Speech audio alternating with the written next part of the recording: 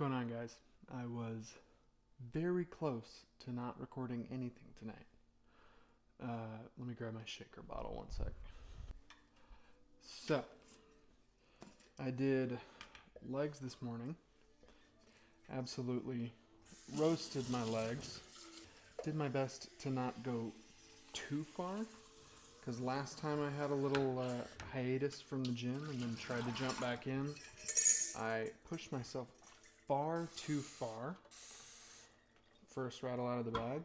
This time I decided to sort of rein it in a little bit. I definitely still pushed hard. I did some hack squat. I did a couple sets of warm up to it. Just sort of, add a 45 each set and do a set of 8 to 10. And then second time I did, I followed Dr. Mike Israetel, his warm-up strategy where he starts out with like 50% of the weight, and you do 10 reps, and then you do sort of 75% of the weight-ish, and then you do 8 reps, and then the weight that you think is going to be your working set, and you do that for 6 reps, no matter what your rep count of your actual workout is going to be, like your actual working sets.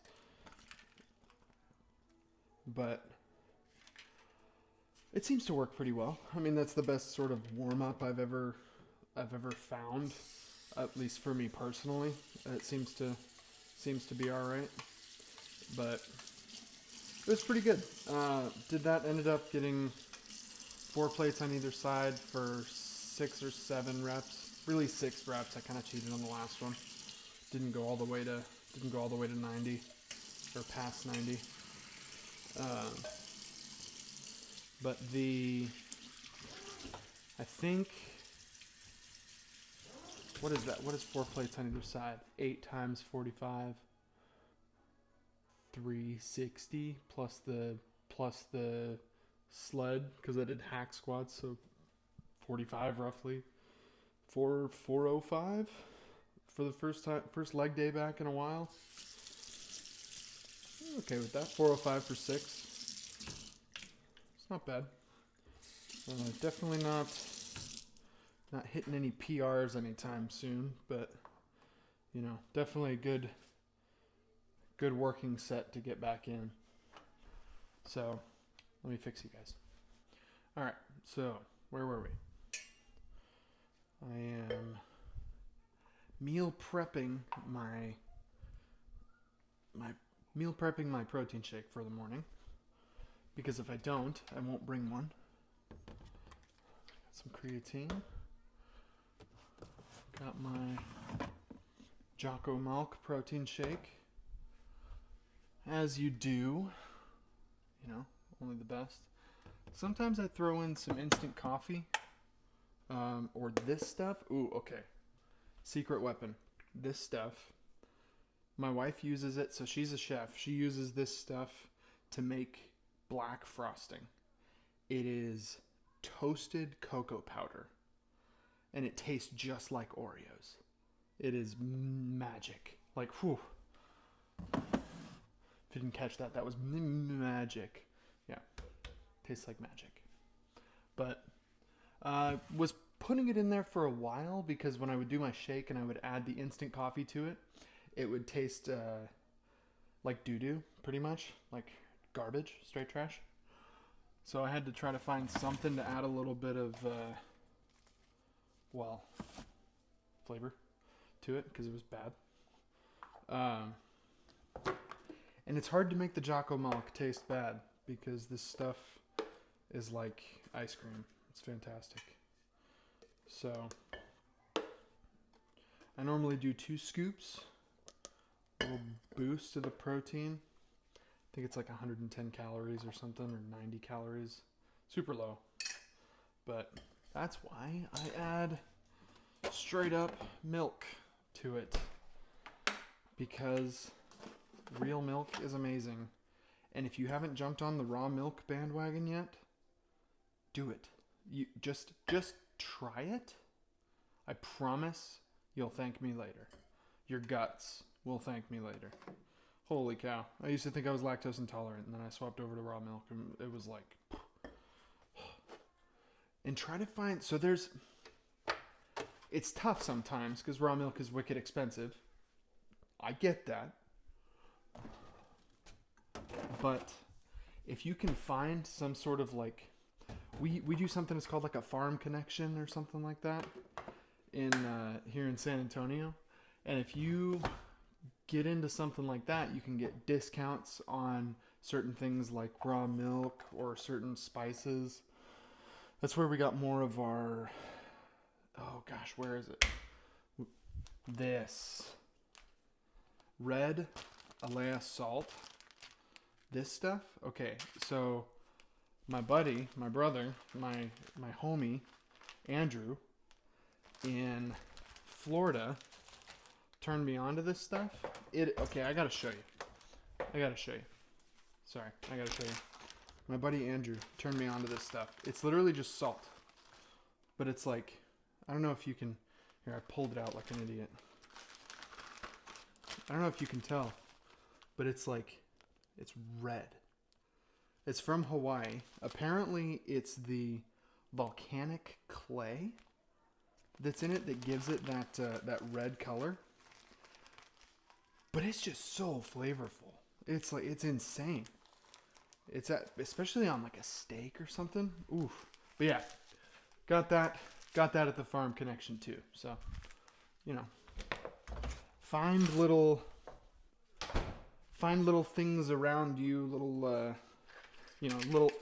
ways that you can save some money on stuff like this, because they exist. You just gotta look for them. Sometimes you gotta search for a while, and you know, I might be at a little bit of an unfair advantage, considering my wife is a chef, and I'll probably say that every day because it's the coolest thing ever. Definitely hit above my pay grade on that one. I also forgot to add creatine, so stand by. And we're back. That's okay. Sometimes the stuff mixes in better after you've already shaken the first part anyway. I am in my loading phase at this point. So I'm doing 5 scoops, which sounds crazy, but according to Jeff Nippard on YouTube, and I know some YouTube fitness influencer, no, Jeff Nippard is like the science guy, the science-based fitness guy out there. Like he just wrote 2 scientific papers that are proceeding to get peer-reviewed at the moment, and like he's legit. He's little Canadian dude, just massive. Also super genius. But anyway, so you can do a 5-day loading period with the creatine with 25 grams of the creatine for 5 days, and it will actually help it get into your system quicker so that you can reap the benefits a little sooner. Staying on that super high dose for a long period of time hasn't really proven to do anything positive, but it gets your body up to that limit a lot quicker. So I'm doing it because I've been out for a while and I need all the help I can get. So now,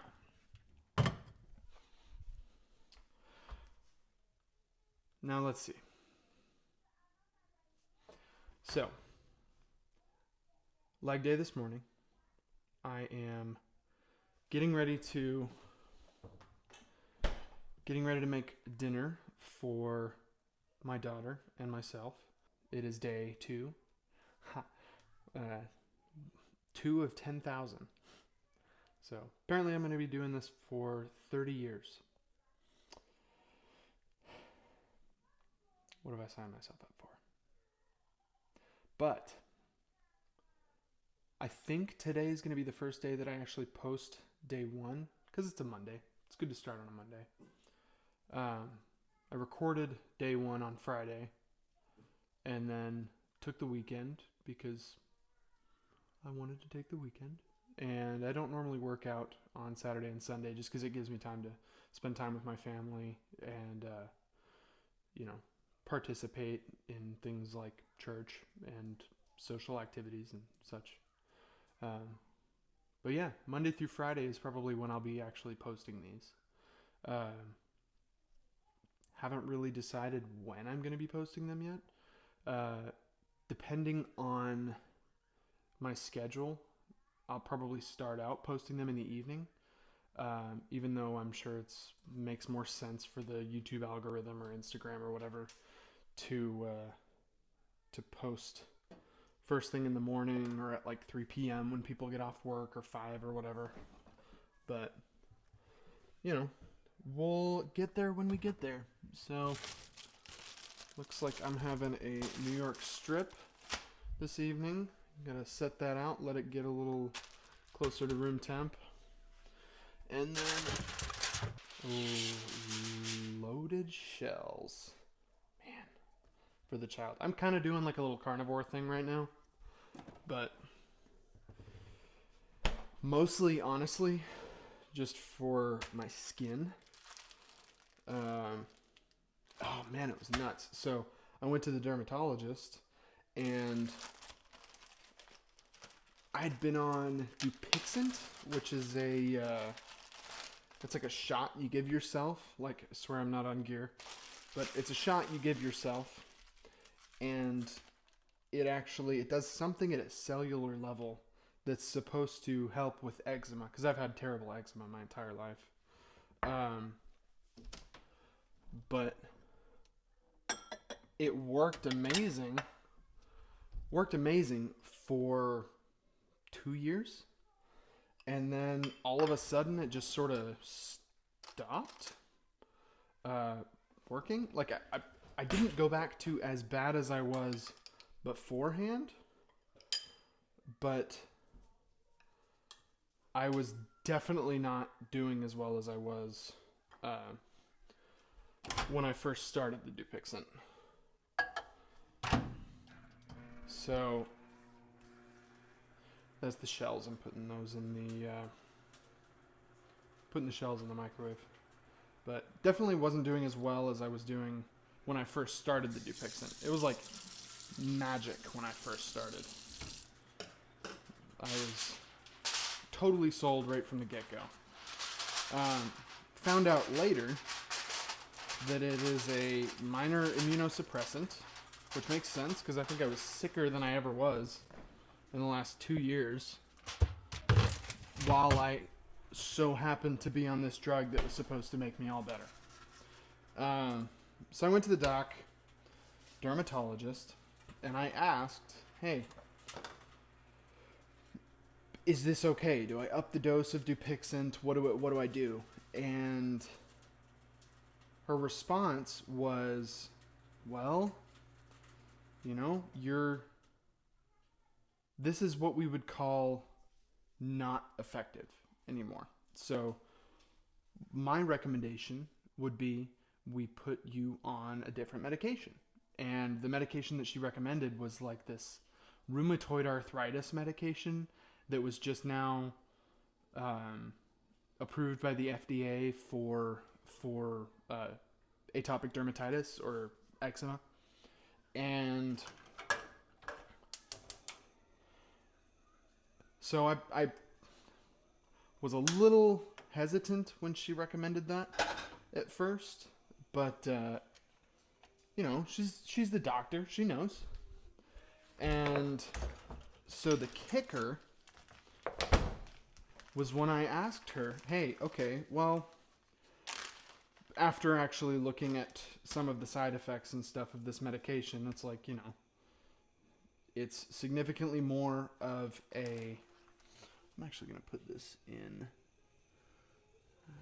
my sweet shaker over here. Oh, I already put some in my shaker. Look at that. Could have showed you guys that the whole time. Anyway. So I asked her, Where was I? Sorry. ADD. Oh, right. Okay.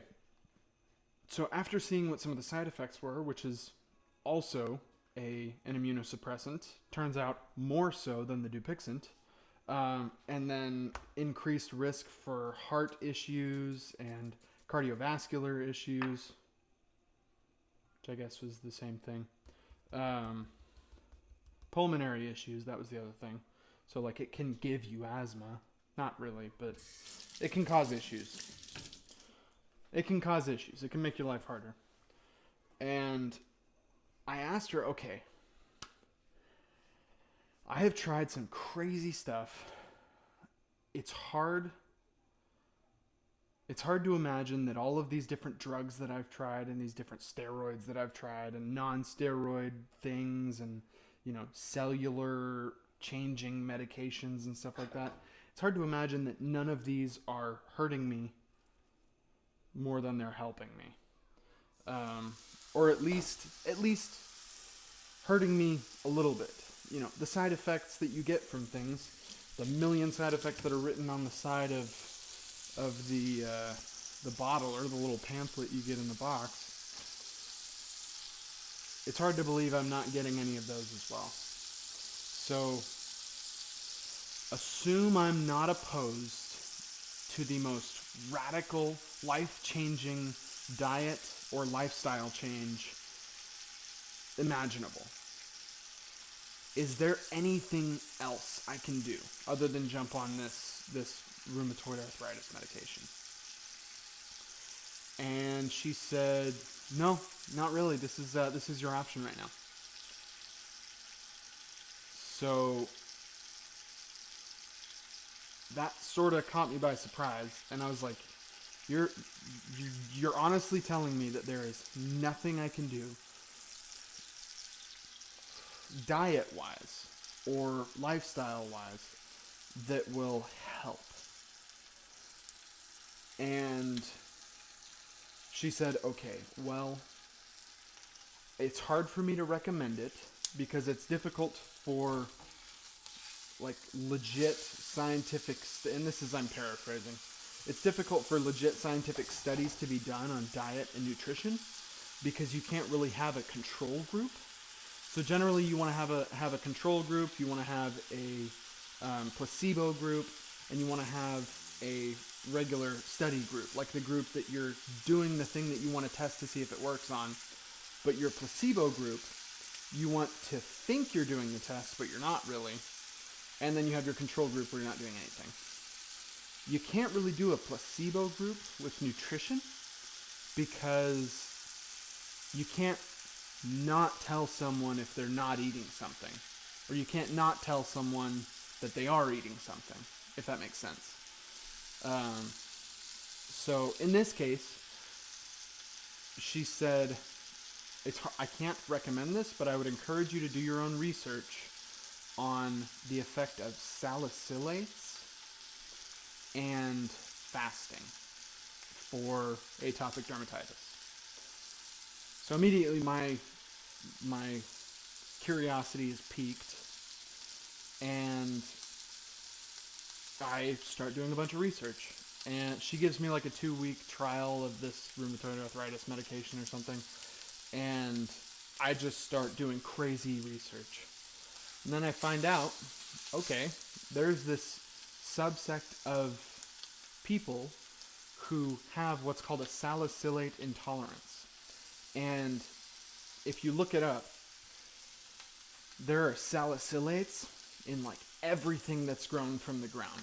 So like all veggies, like tons of fruits, like things that are supposed to be anti-inflammatory, like turmeric, like tomatoes, like things like that. Crazy high amounts of salicylates in them. So the next step in that is, okay, let's test to see if you have a salicylate intolerance. What happens if you do have it? Okay, so if you have a salicylate intolerance, generally that means that you have a specific bacteria in your gut, because we know now that a lot of skin issues are caused by having a weird or funky gut microbiome. What people are doing is they're doing like a 48 to 72 hour fast, and then when they reintroduce food, they're only reintroducing things that have 0 salicylates in them for like the first week or the first 2 weeks. And what that does is it kills that bacteria that's in your gut that causes inflammation when it's fed by those salicylates. So I was like, you know what? At this point, screw it. I'm going to give it a shot. Like, what's the worst that can happen? You know? I lose a little bit of weight because I did a fast, which actually turned out not to happen. I ended up gaining a little weight, or roughly staying the same, but there was no real bad thing that happened because of it. So I do the fast. I ended up doing a 48-hour fast to start, and then I started back in with pretty much just beef. So like the first full week was all beef, and no joke. So I don't know if you've ever been on steroids for skin issues, like if you have a breakout or anything like that, you have some sort of allergic reaction, they put you on prednisone.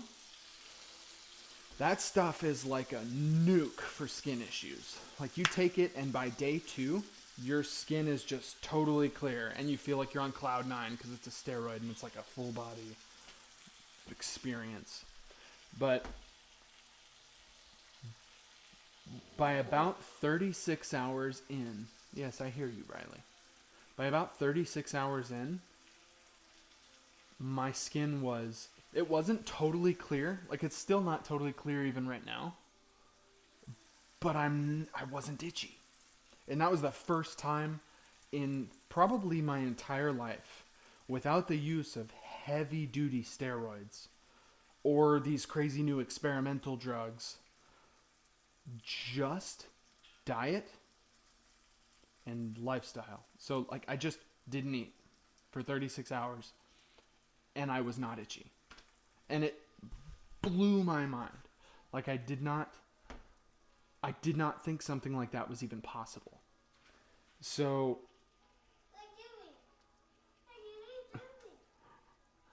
one sec, baby. Yeah. Watch. Oh, stick bird. So it blew my mind. It was significantly more clear at the 48-hour mark. And by the end of that first week, when I steered clear of the salicylates and pretty much stuck to only beef, my skin was almost completely cleared. And so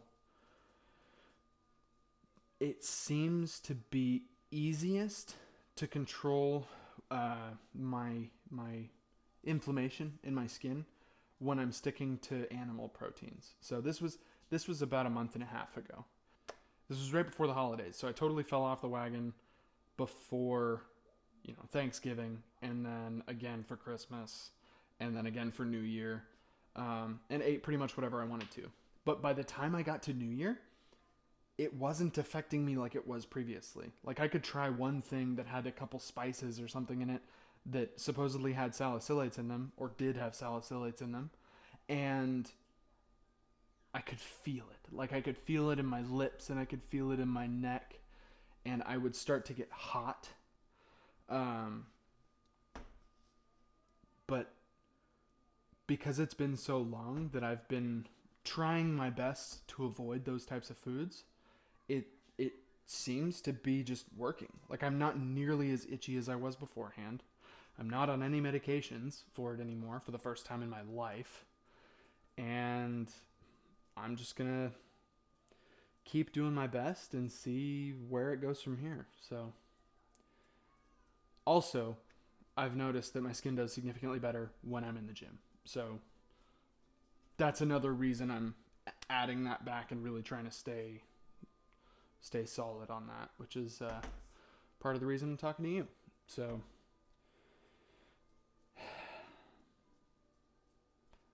thanks for coming with me on this journey.